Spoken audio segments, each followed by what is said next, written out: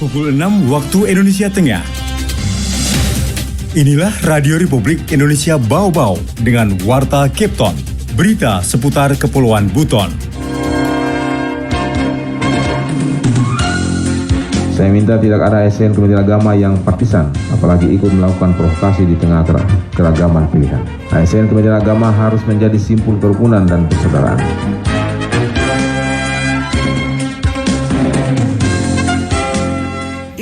Menyerahkan sekalian dengan sertifikat untuk listrik itu karena langsung menyala listriknya kemarin.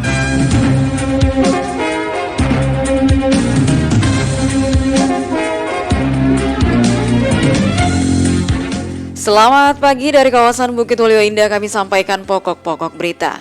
Memasuki tahun politik, ASN Kementerian Agama dilarang partisan apalagi ikut melakukan provokasi di tengah keragaman pilihan. Puluhan rumah masyarakat berpenghasilan rendah di Kota Bau-Bau mendapatkan bantuan sambungan listrik gratis dalam rangka meningkatkan kualitas lingkungan agar tidak kumuh. Inilah Warta Kepton Pagi selengkapnya hari ini, Rabu 4 Januari 2023, bersama saya, Wode Sabaria.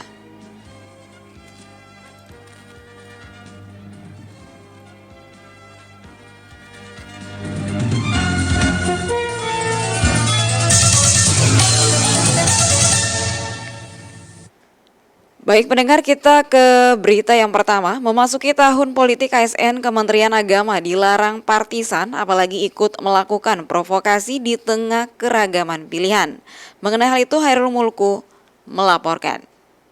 Saya minta tidak ada ASN Kementerian Agama yang partisan, apalagi ikut melakukan provokasi di tengah keragaman pilihan. ASN Kementerian Agama harus menjadi simpul kerukunan dan persaudaraan. Di tahun politik ini, potensi terjadi ketidakrukunan di masyarakat akibat pilihan politik yang berbeda tetap saja ada. Politisasi agama makin sering dilakukan untuk meraih efek elektoral. Penggunaan politik identitas menjelang pemilu harus diantisipasi dan mitigasi agar kerukunan umat tidak ternodai. Hal itu diungkapkan Menteri Agama RI Yakut Khalil Qomas melalui amanatnya yang dibacakan Wali Kota Bau-Bau Laode Ahmad Munianse saat menjadi Inspektur Upacara Bendera memperingati Hari Amal Bakti Kementerian Agama ke-77 tahun 2023 tingkat Kota Bau-Bau yang dipusatkan di kantor Kementerian Agama Bau-Bau Selasa pagi. Untuk itu, semangat merawat kerukunan umat harus digelorakan seluruh ASN Kementerian Agama. Saya minta tidak ada ASN Kementerian Agama yang partisan, apalagi ikut melakukan provokasi di tengah keragaman pilihan.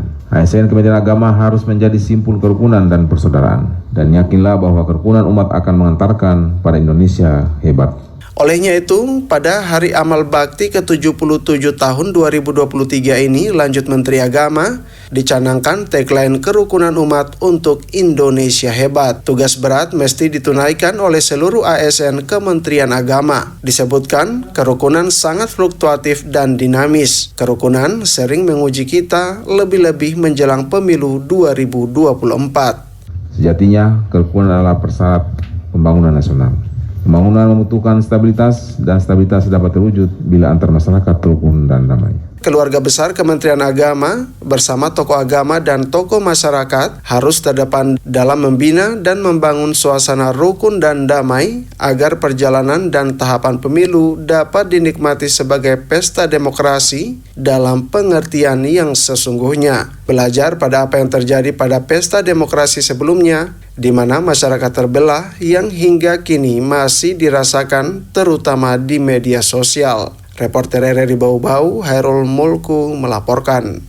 Kita ke berita berikutnya. Puluhan rumah masyarakat berpenghasilan rendah di Kota Bau-Bau mendapatkan bantuan sambungan listrik gratis dalam rangka meningkatkan kualitas lingkungan agar tidak kumuh. Selengkapnya Afriansa melaporkan. Iya, menyerahkan sekalian dengan sertifikat untuk listrik itu karena langsung menyala listriknya kemarin. Dinas Perumahan Kawasan Pemukiman dan Pertanahan Disperkimtan Kota Bau-Bau memberikan bantuan sambungan listrik gratis untuk 50 rumah masyarakat berpenghasilan rendah atau MBR dalam rangka meningkatkan kualitas lingkungan agar tidak kumuh. Kepala Disperkimtan Bau-Bau Amalia Abibu mengatakan bantuan listrik tersebut sebagai upaya menurunkan kawasan kumuh karena salah satu faktor kekumuhan bukan hanya dilihat dari sisi lingkungan tetapi juga dari fasilitas listriknya. Kata Amalia, sepanjang tahun 2022, pihaknya telah membagikan sambungan listrik gratis kepada 50 rumah MBR, di mana 14 rumah diantaranya berada di Kelurahan Kadolokatapi yang diserahkan langsung Wali Kota Bau-Bau Laode Ahmad Munianse dengan menggandeng PLN. Iya, menyerahkan sekalian dengan sertifikat untuk listrik itu karena langsung menyala listriknya kemarin. Jadi di Kadolokatapi itu ada 14 rumah dari 50 target yang tersebar di Kota Bau-Bau. Amalia merincikan total dana APBD yang digelontorkan untuk sambungan listrik 50 rumah itu sebesar 175 juta rupiah, di mana tiap rumah mendapat alokasi dana sebesar 3.500.000 rupiah untuk meteran listrik dengan daya 900 voltase termasuk stop kontak dan lampu. Selain di Kelurahan Kadolokatapi, kata Amalia, rumah MBR yang mendapat sambungan listrik berada di Kelurahan Lowu-Lowu, Kadolo Moko, dan Kelurahan Badia. Ia juga menambahkan tahun 2023 ini pihaknya kembali mengalokasikan dana sambungan listrik gratis untuk 10 unit rumah. Selain itu, pihaknya akan berkolaborasi dengan PLN karena perusahaan negara itu juga punya program sambungan listrik gratis untuk masyarakat. Di PLN itu ada programnya juga pemasangan listrik gratis. Jadi ke depannya mungkin kita bisa kolaborasi dengan PLN untuk memenuhi kuota rumah yang belum bisa kita biaya lewat APBD. Reporter RRI Bau-Bau, Afriansa melaporkan. Kepesertaan JKN KIS di wilayah Kepulauan Buton di atas 80%. Selengkapnya Wade Nurliani melaporkan. Kepesertaan Jaminan Kesehatan Nasional JKN Kartu Indonesia Sehat di 7 wilayah kerja BPJS Kesehatan Bau-Bau belum merata. Berdasarkan data, rata-rata persentase kepesertaan jaminan kesehatan dari seluruh segmentasi pembayaran di atas 80%. Secara total peserta BPJS Kesehatan Bau-Bau mencapai 900.000 jiwa. Kepala BPJS Kesehatan Bau-Bau Andi Nur Cahyanto menyebutkan, khusus di Kota Bau-Bau kepesertaan mencakup 91% dari 150.000 penduduk, sedangkan di Buton Tengah masih di kisaran 75%. Ia merinci, khusus Kota Bau-Bau berdasarkan data akhir Oktober, dari jumlah 91% tersebut, segmen penerima bantuan iuran atau PBI yang dibiayai anggaran pendapatan dan belanja negara APBN di Kota Bau-Bau sebanyak 51.055 jiwa, yang dibiayai pemerintah daerah sebanyak 43.288 jiwa, aparatur sipil negara ASN sebanyak 28.219 jiwa, dari perusahaan 9.005 jiwa, kemudian pensiunan 3.198 jiwa, dan peserta pendaftar mandiri 10.378 jiwa. Ya, kami di kepesertaan di Kota Bau-Bau ini keaktifannya ada 91% dari semua penduduk.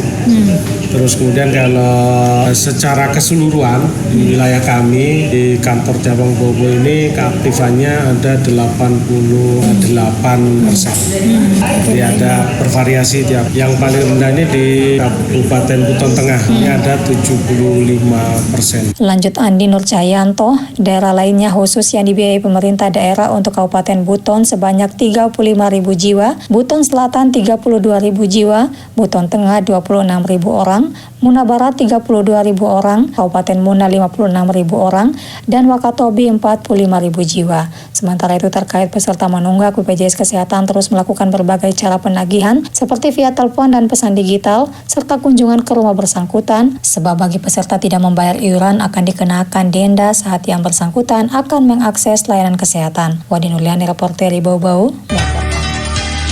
Anda sedang mendengarkan Warta Kepton, berita seputar Kepulauan Buton.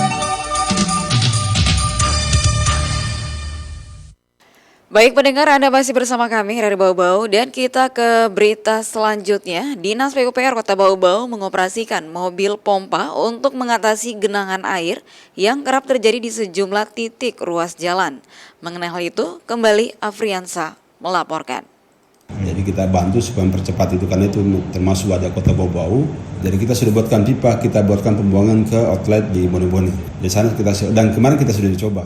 Dinas Pekerjaan Umum dan Penataan Ruang PUPR Kota Bau-Bau menyiapkan mobil pompa untuk mempercepat surutnya genangan air yang kerap terjadi di sejumlah titik karena selama 2 tahun terakhir, Kota Bau-Bau dilanda cuaca ekstrim cukup tinggi. Kepala Dinas PUPR Bau-Bau Andi Hamzah mengungkapkan, mobil pompa tersebut telah diuji coba saat terjadi genangan di perempatan jalan depan SMA Negeri 2 Bau-Bau. Genangan air di titik tersebut, lanjut Hamzah, disedot dan dialirkan menggunakan pipa yang telah terpasang menuju outlet pembuangan bone-bone. Hasilnya, genangan air berhasil surut dengan cepat. Itu mesin yang kita adakan untuk mobile. Artinya di mana tempat-tempat genangan yang cukup tinggi dan agak sulit mungkin untuk terjadi serapan di tanah, maka kita sedot. Kalau di depan Simber itu kan cukup tinggi itu dia punya genangan kalau terjadi curah hujan. Artinya masih ada sekitar 1 jam lah untuk reda.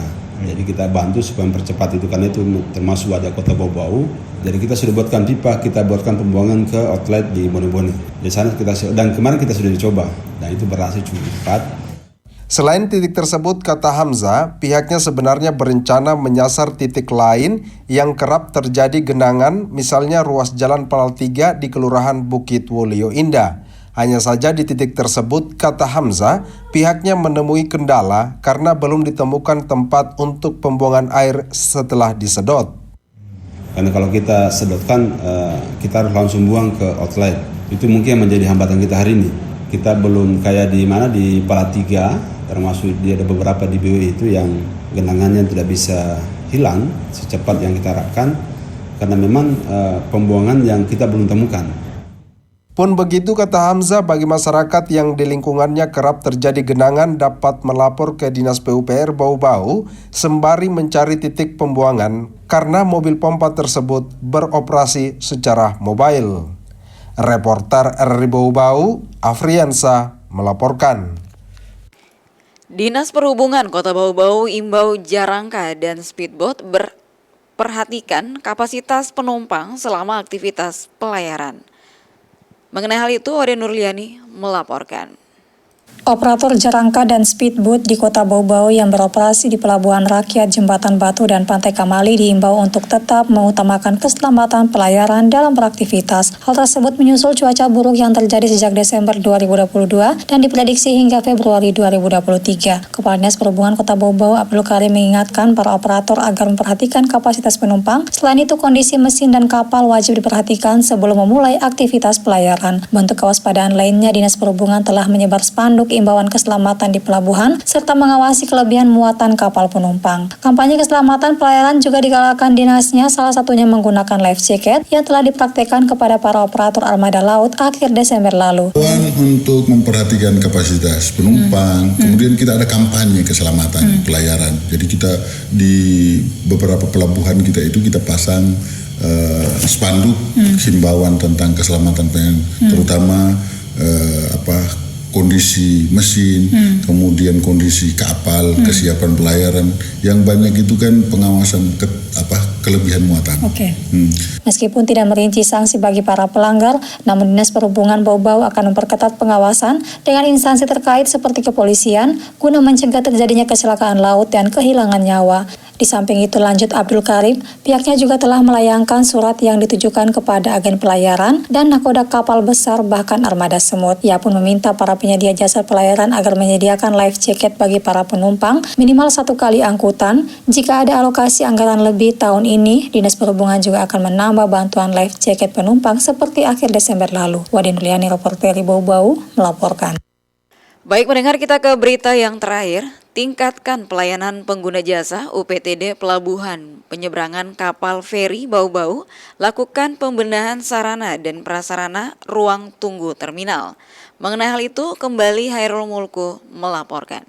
Yang jelas di 2023 sarana dasar ruang tunggu penumpang itu kita sudah lengkapi. Pelabuhan Feri Penyeberangan Bau-Bau Wara menjadi salah satu pelabuhan milik Dinas Perhubungan Provinsi Sulawesi Tenggara yang terbilang padat, khususnya pada perayaan hari-hari besar dan hari libur. Masyarakat dan pekerja rutin melintasi penyeberangan yang menghubungkan 2 pulau besar di Kepulauan Buton, yakni Daratan Buton dan Pulau Muna. Ramainya pengguna jasa ini dipandang perlu adanya pembenahan sarana dan prasarana dasar agar memberikan rasa aman dan nyaman para pengguna jasa. Merespon hal itu, Kepala UPTD Pelabuhan Penyeberangan Bau-Bau Boni Heria kepada RRI Selasa mengaku sejak beberapa bulan lalu sudah dilakukan sejumlah inovasi dan pembenahan sarana dan prasarana di ruang tunggu terminal, utamanya WC yang sebelumnya rusak dan bau dan selalu menjadi keluhan masyarakat kini telah direnovasi. WC-nya juga kita sudah lengkapi dengan WC yang berstandar nasional. Saya harap ya bisa pelihara penggunaannya. Ruang tunggu terminal yang sebelumnya terlihat berantakan dan ketersediaan kursi penumpang yang sangat terbatas, kini telah ditambah sehingga mampu menampung di atas 50 orang lebih. Kini ruang tunggu penumpang juga dilengkapi dengan televisi. Dalam waktu dekat, ruang tunggu akan dilengkapi dengan ruang menyusui dan ruang bermain anak. Ada kursi buat penumpang menunggu kapal. Kemudian yang jelas di 2023 sarana dasar ruang tunggu penumpang itu kita sudah lengkapi. Selain itu, kendaraan barang yang melintas di jalur ini sudah semakin terkontrol, khususnya beban bawaan. Sejak beberapa bulan lalu telah diaktifkan kembali jembatan timbang, termasuk pembenahan dermaga MB yang selama ini rusak dan tidak terpakai. Semua ini, kata Boni, demi memberikan kenyamanan kepada pengguna jasa, termasuk sebagai upaya peningkatan PAD melalui retribusi di dalam pelabuhan. Reporter RRI Bau-Bau, Hairul Mulku melaporkan.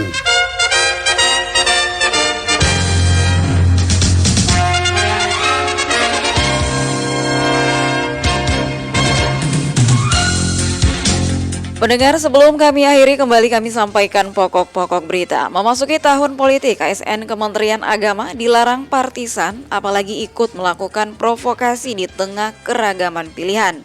Puluhan rumah masyarakat berpenghasilan rendah di Kota Bau-Bau mendapatkan bantuan sambungan listrik gratis dalam rangka meningkatkan kualitas lingkungan agar tidak kumuh. Demikian Warta Kepton hari ini.